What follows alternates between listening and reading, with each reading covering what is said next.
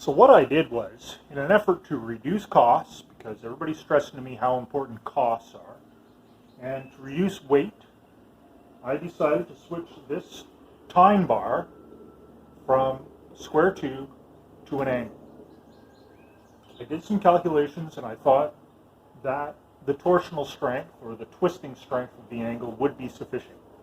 It turns out it was not. It was a mistake. And I made a batch of these last year with the angle. If anybody has one of these and is experiencing trouble, please bring it back to me. I will fix it. If you have gotten the design from my last video or from my website, don't make it. Make sure that's done with square tube. Now let's talk about how we do things in this world. Let me get the chalkboard here. We'll just clear off a little area so that we can talk about this. So we have this reality that we're trapped into, and it's sort of a repeatable loop. So it starts with you assessment of the situation. So you look and take stock at where you're at, and you sort of analyze what's good about something, what's bad about something, right? And then from that assessment, you set goal. So last time I was saying, maybe we can make this unit lighter and better. And then from there, we end up, decide on action.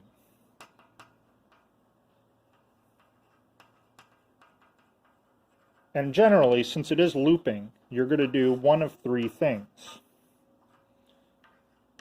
Same,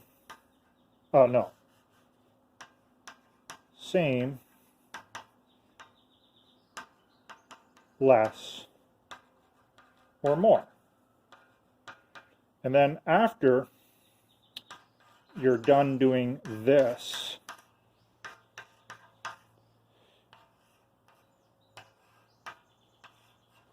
you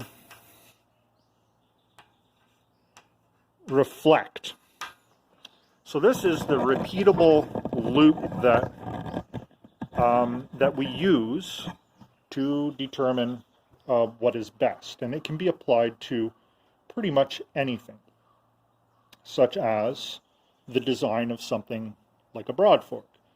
Can we try something?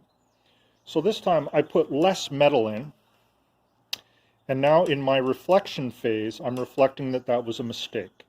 So now I have to go back and assess the situation and set a goal.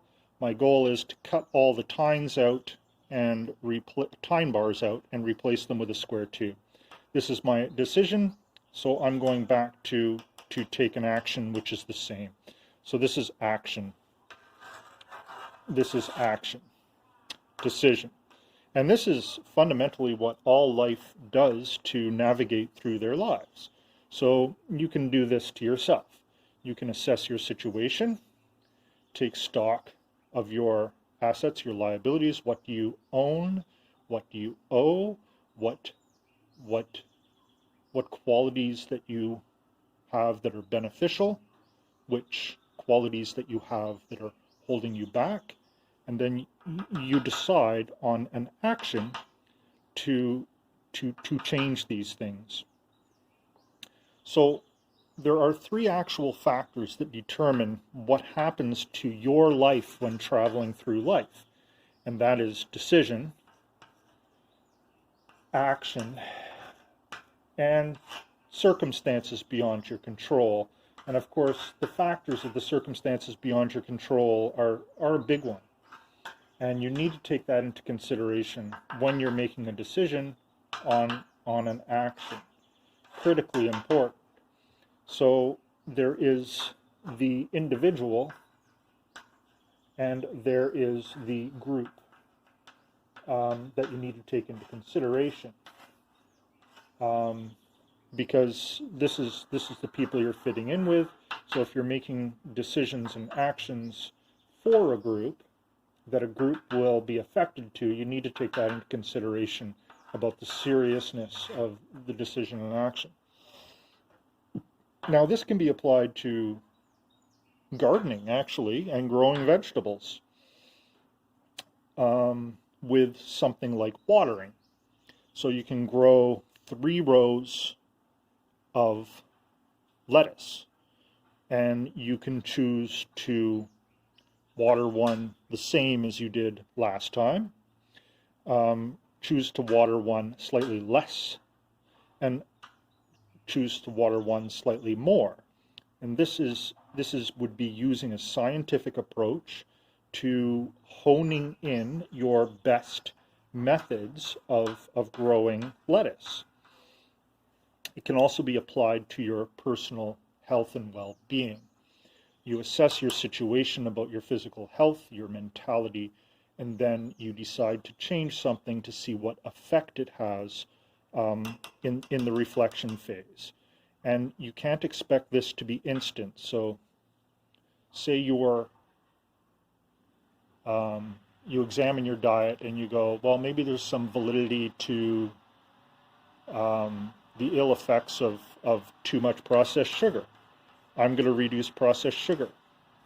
Now, one very, very important thing that I have learned, it's very difficult to come to a logical conclusion if you're going to play with more than one factor. So like the human diet, you need to water, you do need to energize yourself, you do need to consume nutrients.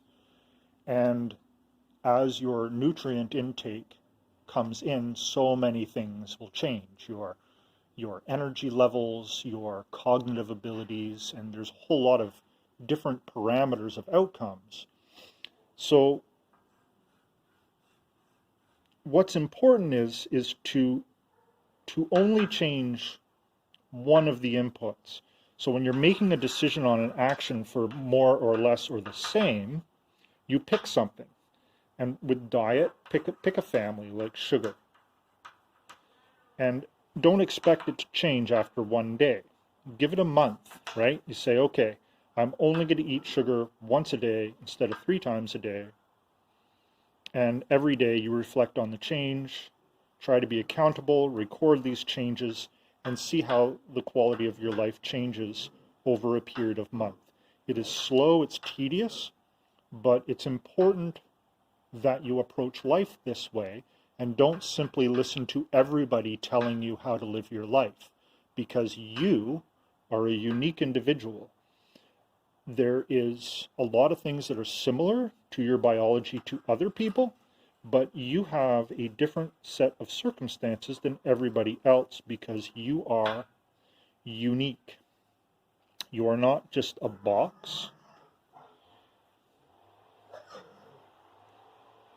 You are not a number. You are an individual. And that is important. Now, I hope that helps you. But this sort of thing, when it was first taught to me, this little diagram, I was a little put out by it. And I said, no, I'm going to fight it. And this is my natural tendency. Every time somebody tries to teach me something, I have this automatic reaction to doubt, to be skeptical. And it's something inside of me. Some people live their lives trying to reject everything that people are telling them to believe. But I like to be experimental and test with life. I've led my life experimentally. So when I'm taught something, I go out into the world and I experience life, and I try to find opportunities to test these beliefs. And by doing so, you're able to take a faith and belief and develop knowledge. Knowledge is an understanding that has a low level of deniability. So it's a very, very difficult conceptualization that is difficult to deny. So I tried to deny this teaching that came from one of my high school teachers. And it turned out he was right. In reflection, this is the most important thing that I have used to get through life, to stay safe and healthy. Remembering regulations, I feel, is not a bad way, but you need to couple it with this ability to learn. Decision, action, circumstances beyond your control.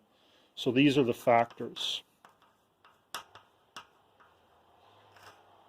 If you want to know what all the factors are, I've broken down all the factors that need to be taken into consideration when making a decision. And these are lumped into 4 different categories, of which they are ecological. Here.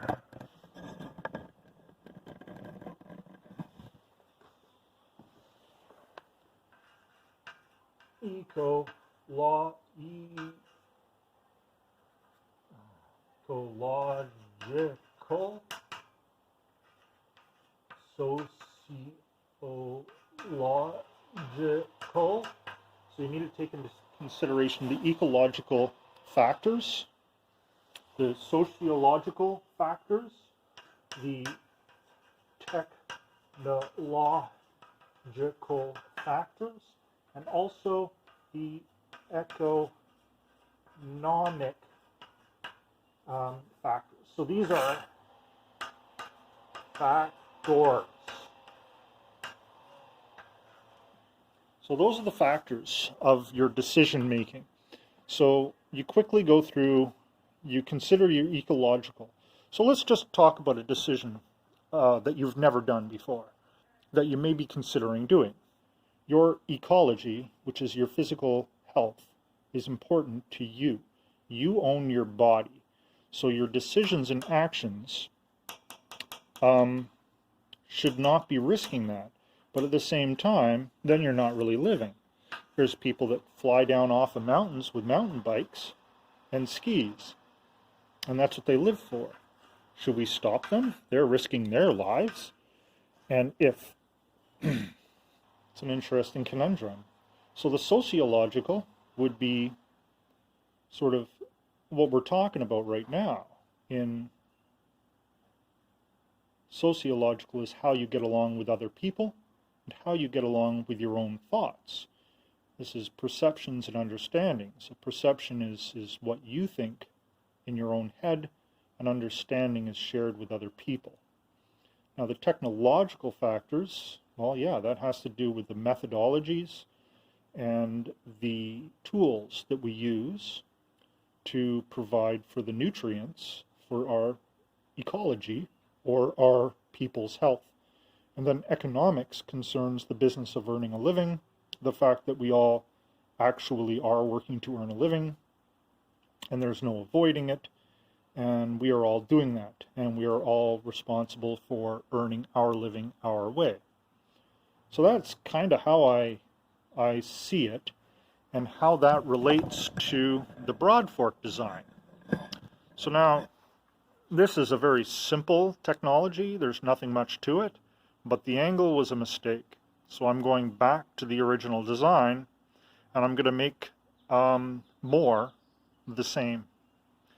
So I don't know if that helps you, but I've applied this to all sorts of things.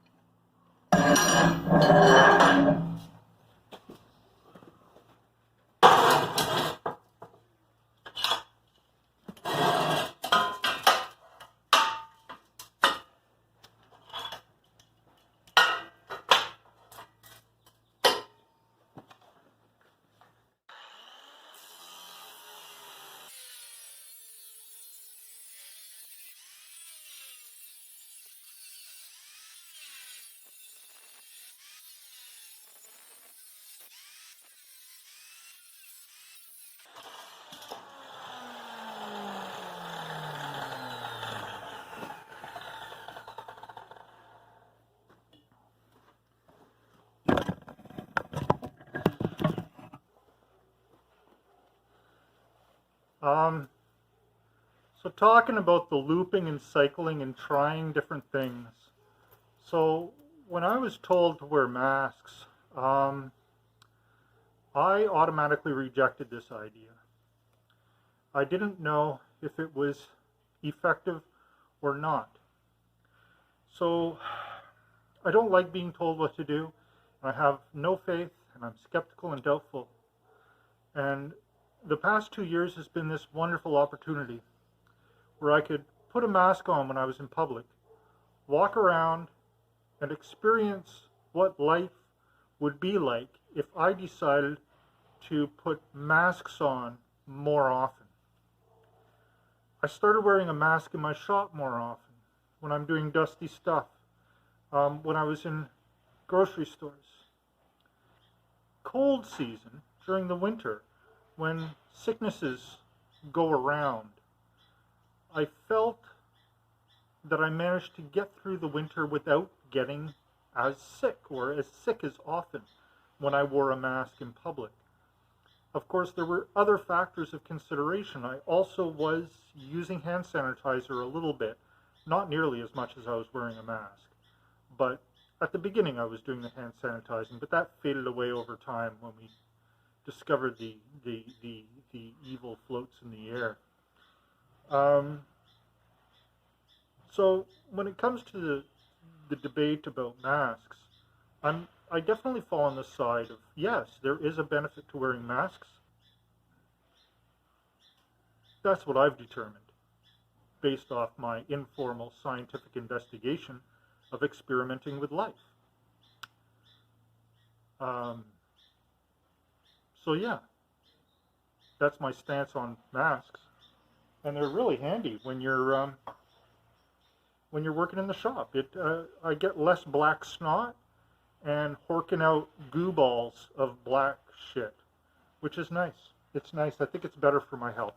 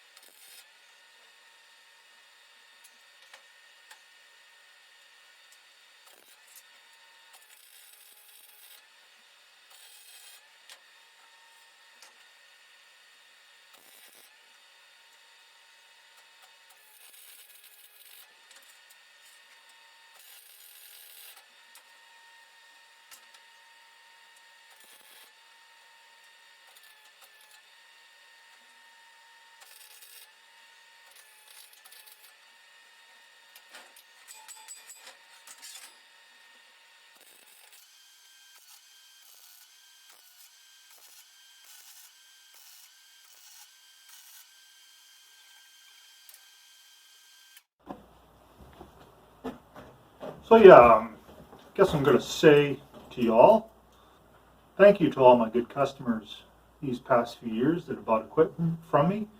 I've gotten some constructive feedback. Also, big shout out to these new people I keep hearing about, all excited about moving from the city into the country, buying land, and about to go on a wonderful adventure of moving from urban to rural. And I wish you all the best of luck. There is nothing more rewarding than eating a meal that you grew with your own hands on your property. So just bear in mind there's people that have been doing this for multi-generations that are out here in the rural area.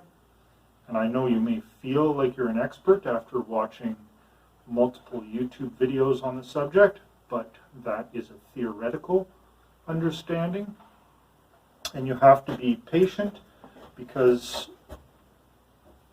the problem with theoretical understanding, is that it gives you this inflated sense of strength and power and knowledge. You feel like you really know it after you've studied it long enough. But there is this bridge that needs to be capped from the theoretical into the practice. And that is is a lot more challenging. And you will come with a lot of preconceived notions about how this works and how it happens.